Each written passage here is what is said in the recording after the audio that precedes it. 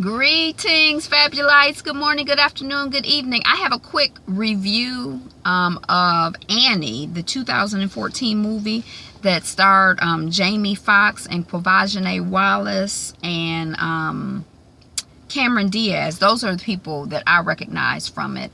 And I guess if I were to give it a grade, I would give it a C. That's right up front. I don't really have a lot to say about it. When it first came out, I can't remember what I was going to see in the actual theater, but I got there a little bit early, and so I sat in on maybe like scene 1 from Annie. And I don't remember ever having seen Annie before, but I do know that I know the song, "The sun will come out tomorrow, so you gotta hang on till tomorrow." And I've used it before sometimes when I'm stuck with the day that's gray and lonely. I might sing this song, every once in a while, maybe 3 or 4 times during my life, but I don't remember ever having seen the movie or the musical or anything. I had a vague sense of, the child was a orphan, and Daddy Warbucks, got her, and her life was happy and beautiful. Other than that, I don't think I've ever seen the movie. So anyway, so I'm at the theater. I'm coming to see something else, but I got a couple minutes of Black Annie, and I was like, oh my gosh, this is kind of cute. I want to come back and see this. I ain't thought nothing of it, but then last week I saw how on BET or one of the stations they were going to be running Black Annie. So I'm like, okay, yay, I finally get to see Black Annie. I've never seen Annie before. I'm looking forward to it. I'm excited. And so I watched it, and it was just okay. I mean, so a couple comments I have. I like when people are cast in roles, and they're cast just based on their ability to act or on their ability to do the job. I think that I did read someplace that Will Smith was involved with Will Smith and Jada Pinkett Smith were involved with the production of this. And I also read someplace that the star of the movie was supposed to be their baby girl, with my hair back and forth. I can't remember the child's name. And that she decided that she had a feeling that it wasn't really a project for her, so she didn't do it. So I don't know if they got Quvenzhané Wallis at the last minute. You might remember her from the movie Beast of the Southern Wild, or even if you didn't see that film, which I saw. I should do a review on that, but I had heard about her well before I ever saw the film, because I think she was the youngest person to ever get nominated for an Oscar, Emmy, Grammy, for a big award. And maybe, so it was just like, and then when I was reading about it, I read also that when she auditioned for the show, now it was kind of weird, because I think it was Wikipedia that said she lied about her age, but she was 6 or 7 or 5. So her parents, misled people. The baby girl didn't, she just did what the adults told her to do. But, Beast of the Southern Wild. So we've heard of her, and she kind of has fame or, recognition from having done that piece and carried that piece. And it was like, it got a lot of attention, and people felt that she was a really strong, powerful, talented actor. I think she's from Louisiana somewhere. I don't think she's from New Orleans, but she's from Louisiana. My accent is terrible. So I was excited to see her in that. And then there was some controversy because at Target, I think it was Target. Let me not be calling out the wrong corporation. I might hurt them.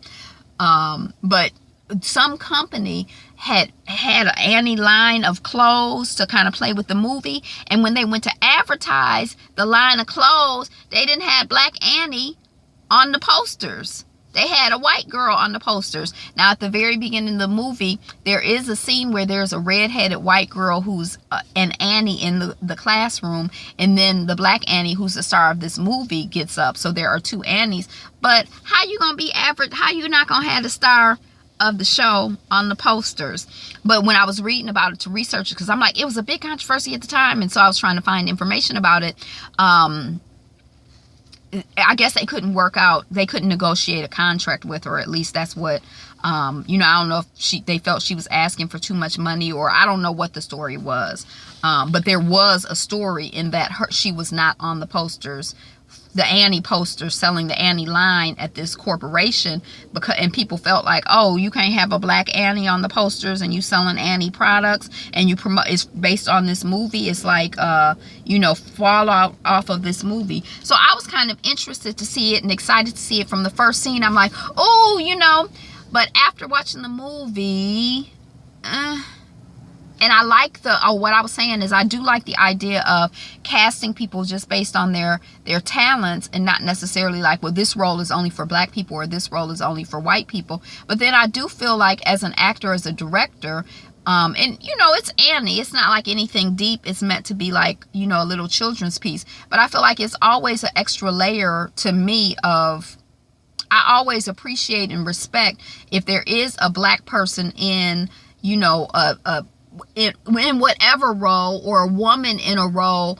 that we know that if a woman is president, even on a TV show, that there are some dynamics that come with being a woman in a position of power that would be different if it were a man president. So I like when when I can kind of pick that up.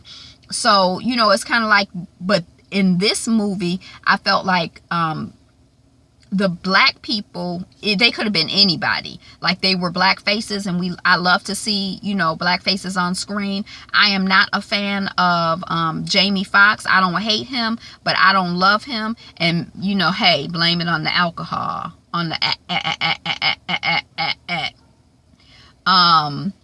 But Quvenzhané, I don't know if I could say that I'm a fan of hers. I'm talking real loud. I'm all excited. I don't know if I could say that I'm a fan, because, I'm not going to say anything about what I thought about the movie, Beast of the Southern Wild, but I'm a fan of young black people with talent. I'm a fan of, she out here getting some recognition. Hey, I'm all for it. And I like watching Cameron Diaz. I think, for the most part, in my experience, she's interesting to watch, on film and, when I've seen her. So she's like the foster mom of Annie and about 4 or 5, 6 other little girls. Jamie Foxx plays, a person who's rich from selling cell phones. He's a millionaire. He's running for mayor, and he runs into Annie, and he saves her from getting hit by a truck. But that's on the DL. Not on the DL. It's just something that happens in his life, but somebody tapes it. It goes viral, and it really helps his numbers running for this campaign. So his campaign, running for mayor of New York City. So his campaign people decide to have him go get Annie and take her to lunch. And then, she kind of finesses it or negotiates into her being able to live with him for a little while. And meanwhile, she has these parents that she's looking for. She has half a locket and a note, and she goes to this place every Friday, because that's where the note was written on a receipt from this place, and she's looking for her parents and trying to find any clue in somebody with this half a locket. So some people get word of this when his numbers start, when the guy who's running for mayor stacks Jamie Foxx's character, his numbers start going down. He kind of plateaus. He done got all he can get off this Annie story. So his campaign people decide, if we find Annie's parents, if he helps to find Annie's parents, that's gonna bring his numbers up. So they just find and hire some random people to be her parents. The campaign person don't really care, because she's a foster kid. She's garbage. He could throw her away or not throw her away. They send her off with these random people that he claims to have DNA, that they're the parents. And then Jamie Foxx, Stacks, finds out, because Cameron Diaz's character, Miss Hannigan, feels bad, and she tells him, look, those aren't her real parents. Those are just some random people that your campaign manager hired. And he goes and he gets Annie, and they live happily ever after. And he has this assistant, Rose, I think her name is, or maybe that's the actress's name, but a white lady is his assistant. And, she's like been sweet to Annie all along, and, whatever, she's always there for him. And then at the end, he ends up getting, in a romantic comedy, child movie type kind of way, he ends up getting with her. So but I did not like I didn't leave it, whether it was black actors, white actors, whether you could tell they were black or not. I didn't leave the show feeling like energized, and like I haven't been singing the songs from Annie or anything. And some of them I recognize, but I didn't feel inspired. I didn't feel excited. I didn't feel energized by it. The cuteness factor, it was, I almost felt like it was kind of depressing, or I don't know how to explain it, but I don't know if it was the directing, I don't know if it was the acting, I don't know if it was the writing or some combination, but it did not work. I would not go out of my way to see it. I would not recommend that you go out of your way to see it. I don't think I would be, if I had a child to watch it, I think it's child enough friendly, but the quality to me is just low. Like, you know, I feel like it's good for children to watch high quality productions that are like well done, well written, well acted, well sung, you know, so, yeah.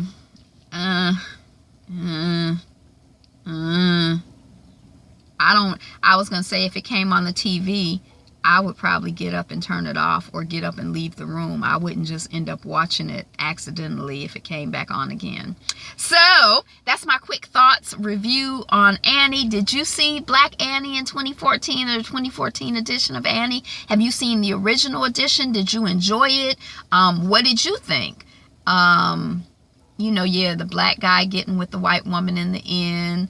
I just felt that they could have added a different kind of flavor and energy to it. And, you know, the singing, you know, I'm finishing up working on my first musical now. And, I just felt like the singing, it was just okay. Even to my ears, and I'm not like a music type person, but I didn't, you know, when music is good to me, I want to sing it. It like stays in my head. I think it's funny. I think it's clever. I think it's, you know, you get excited. I wasn't excited. So, but I am excited about you today being you. Be fabulous. Be fabulous you. Thanks for liking, commenting, and subscribing. I'm Angela, and the channel is Be Fabulous You. All one word. See you next time.